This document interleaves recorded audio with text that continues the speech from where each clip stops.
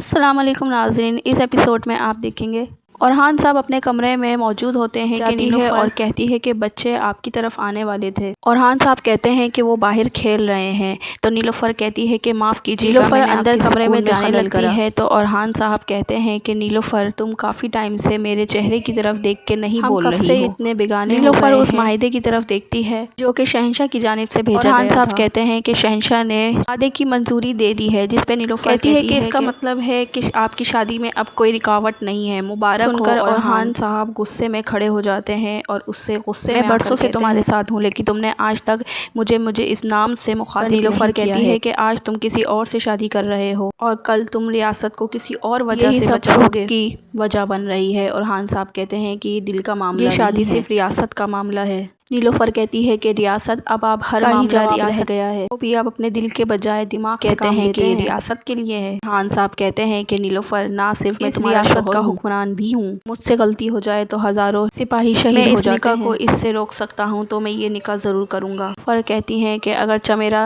دماغ یہ بات سمجھتا ہے لیکن میرا دل میں اسے قبول نہیں کر سکتا۔ آپ اس عورت کو ہمارے درمیان ڈال رہے ہو، میں اس عورت کو تمہارے ساتھ روزانہ دیکھوں گی۔ اورحان صاحب غصے میں کہتے ہیں کہ نیلوفر یہ میں پہلی دفعہ نہیں کر رہا، تم یہ بات جان لو کہ مجھے ایک بار پھر ریاست کے لیے دوسری شادی کرنا پڑی تو میں وہ ضرور کروں گا۔ میں نے اپنی زندگی ریاست کے لیے وقف کر دی ہے، میری محبت میری زندگی اس ریاست کے لیے ہے۔ یہ کہہ کے اورحان صاحب کمرے سے چلے جاتے ہیں۔ پیچھے سے نیلوفر بہت زیادہ پریشان ہو جاتی ہے۔ سلیمان قاسم سے کہتا کہ ہمارے بابا اس عورت سے شادی کیوں کر رہے ہیں؟ سلیمان کہتا کہ تم نہیں سمجھتے، تو قاسم کہتا کہ میری ماں پریشان ہے، میں بھی اپنے بابا کو پریشان کروں گا، ان کے ساتھ ناراضگی کا اظہار کروں گا۔ سلیمان کہتا کہ تم اپنے بابا کے ساتھ ایسا نہیں کر سکتے، تو پھر ہم کیا کریں گے؟ سلیمان کہتا کہ ہم کچھ بھی کر کے اس عورت کو یہاں سے فارغ کر دیں گے۔ نیکسٹ پارٹ کا ریویو چاہیے تو میرے چینل کو سبسکرائب کریں۔